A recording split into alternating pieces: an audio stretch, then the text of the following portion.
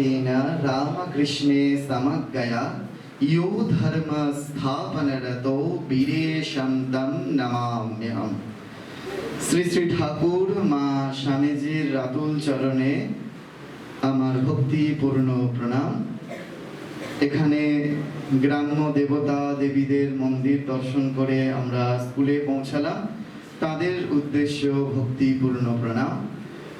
সভায় উপস্থিত পরম পূজ্যপাদ শ্রীমৎ স্বামী জ্ঞানলোকানন্দজি মহারাজজিকে তার রাতুল চরণে আমার ভক্তিপূর্ণ শ্রদ্ধা প্রণাম জানাই। নাসিগ্রাম উচ্চ বিদ্যালয়, সেই বিদ্যালয়ের বর্তমান প্রধান শিক্ষক মহাশয় এবং প্রাক্তন প্রধান শিক্ষক মহাশয় উভয়কেই আমার আন্তরিক শ্রদ্ধা। তার সহিত যত শিক্ষাকর্মী বৃন্দরা রয়েছে তাদের সকলকে একযোগে আন্তরিক শ্রদ্ধা এবং অকৃত্রিম স্নেহ জ্ঞাপন করি সম্মুখে উপস্থিত শিক্ষা প্রতিষ্ঠানের কর্ণধার এই ছোট ছোট ছাত্র ছাত্রীদেরকে। আমার আলোচনার বিষয়টি বেঁধে দেওয়া হয়েছে, সেই বিষয়টি হচ্ছে স্বামী বিবেকানন্দকে আমরা জানবো কেন। আমরা একটু আগেই দেখলাম যে পরম পূজ্যপাদ মহারাজজি স্বামীজির বাড়ি থেকে স্বামীজিকে স্বয়ং নিয়ে এসে তোমাদের স্কুলে এইটি রেখে দিয়ে গেলেন এবং যথাযোগ্য শ্রদ্ধার সঙ্গে তোমরা তার আসন দেবে, এটা আমরা বুঝলাম। এইবার স্বামীজিকে আমরা জানবো কেন, এর ওপর আমাকে বলতে হবে। তো তার আগে একটু সকলে সোজা হয়ে বসো তো দেখি, পিছন দিকে একটু কথা টথা বলছো। হ্যাঁ, এই প্রথম থেকে সৌম্য বলছে না যে এই 2 ঘন্টা আমরা একেবারে চেষ্টা করব যাতে চুপচাপ হয়ে থাকি। তো মহারাজের কথা ধার করে মহারাজের বই এখানে খুব সুসজ্জিত রয়েছে, মহারাজের একটি মূল্যবান বই, মহারাজের আজকের আলোচনার বিষয় যেটি সেটি মহারাজের বই আকারে প্রকাশিত, সেটি হচ্ছে মূল্যবোধে ধন্য জীবন। সেই মূল্যবোধে ধন্য জীবনের একটি লাইন আমি বলি, তোমরা একটু বলো, তাতে মনে হয় যে তোমরা একটু চুপ করে বসার গুরুত্বটা অনুভব করবে। বলো, স্পিচ ইজ সিলভার,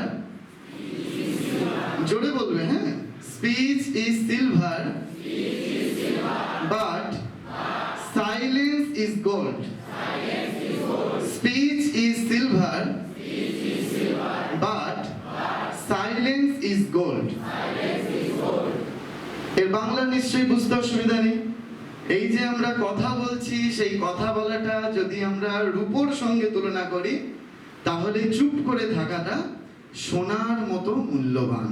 তাহলে আমরা জানি যে রূপোর থেকে সোনা অনেক বেশি মূল্যবান। তাহলে আমরা কি করব না, একটু ধৈর্য ধরে চুপ করে শুনবো। এই যে আবার মাথা নিচু করে কথা বলছে, তোমরা ভেবো না যে আমি দেখতে পাচ্ছি না, ঠিক আছে? তোমরা কথা বলো না, সেইটি একেবারে আমরা চেষ্টা করব যাতে আমাদের এই স্কুলের যে সুনাম সেটিকে যথাযথভাবে বজায় রাখতে। ঠিক আছে? সকলে রাজি তো? সোজা হয়ে বসো। বেশ। বিবেকানন্দ সম্বন্ধে এক কথায় বলার ক্ষমতা বোধহয় কারোরই নেই। তিনি কে ছিলেন? তিনি দার্শনিক, অবতার, মহাপুরুষ, সমাজ সংস্কারক, বিজ্ঞানী, বিপ্লবী, লেখক, খেলোয়াড়। তিনি যে কি ইয়ত্তা করা যাবে না। যেমন এই একটু আগে শিব মন্দির প্রণাম করে এলাম, আমাদের শাস্ত্রে বলছে শিবের মহিমা যেমন কীর্তন করে শেষ করা যায় না, এই আকাশ যদি লেখার পাতা হয়, কল্পতরু বৃক্ষ যদি লেখনী হয়, সমুদ্রের জল যদি কালি হয়, তাহলে শিবের মহিমা কীর্তন করে শেষ করা যায় না। বিবেকানন্দের মহিমাও তাই। শ্রীরামকৃষ্ণদেব বিবেকানন্দ সম্বন্ধে বলেছিলেন যে ও পাতাল ফোড়া শিব, বসানো শিব নয়, শিবের অবতার তিনি। সেই জন্য বিবেকানন্দকে আমরা কেন ধরবো, বিবেকানন্দকে কেন আমরা জানবো, সেটা আজকে আমাদের এই ভারতবর্ষ তথা বিশ্বের দিকে যদি আমরা তাকাই তাহলে এটা অনুভব করব। আমরা কি দেখছি বিশ্বের দিকে তাকিয়ে? আমরা দেখতে পাচ্ছি যে জাতিতে জাতিতে সংঘর্ষ, বর্ণে বর্ণে সংঘর্ষ এবং বিভিন্ন সমাজতন্ত্রের সঙ্গে পুঁজিবাদের সংঘর্ষ, নারীবাদের সঙ্গে পুরুষতন্ত্রের সংঘর্ষ, আধুনিক জীবনযাত্রার সঙ্গে পৌরাণিক জীবনযাত্রার সংঘর্ষ, এই রকম নানা রকম সংঘর্ষের সম্মুখীন আমরা হয়ে পড়েছি। এবং এই যে বর্তমান পরিস্থিতি, বিজ্ঞান এবং প্রযুক্তিতে যত বেশি করে উন্নতি সাধন হচ্ছে, তত বেশি করে আমরা স্বার্থপরের মতো জীবনযাপন করছি। আমরা হাসতে ভুলে গেছি। শহরাঞ্চলের মানুষ হাসবার জন্য লাফিং ক্লাবে যাচ্ছে। একেবারে অত্যন্ত নিন্দনীয়। এই রকম বর্তমান পরিস্থিতিতে স্বামী বিবেকানন্দকে আমাদের খুব করে প্রয়োজন। আমি যে সমস্ত স্কুল কলেজে যাই, একটি প্রশ্ন করি, তোমাদেরকেও সেই প্রশ্নটা করব। তোমরা যদি শুনে থাকো একটু হাত তুলবে, শুধু কথা বলবে না। তোমরা কি এরকম শুনেছ যে বাড়িতে বা পাড়াতে তোমাদের যারা বয়োজ্যেষ্ঠ তারা কি তোমাদের বলেছে যে আগেকার দিনের ছেলেমেয়েরা খুব ভালো ছিল, এখনকার দিনের ছেলেমেয়েগুলো সব খারাপ হয়ে যাচ্ছে? এরকম কথা শুনলে যদি একটু হাত তোলে আনন্দ পাবো। কে কে শুনেছো দেখি একটু হাত তোলো। হাতটা একটু বড় করে তোলা যায় তো? ভেরি গুড, তাহলে শুনেছো। আচ্ছা, এবার স্কুল প্রাঙ্গণে বসে আছো, আর একটু সাহসের সঙ্গে পরের উত্তরটা দেবে।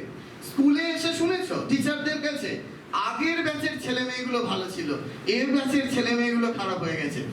স্যারেরা বকুনি দেবে না? যদি শুনে থাকো হাত তুলতে পারো। বাহ, কেউ শোনেনি বলে এই ধারণা করছে। তাহলে আমি অত্যন্ত খুশি হলাম যে এখানকার তাহলে টিচাররা এই কথা বলে না। কিন্তু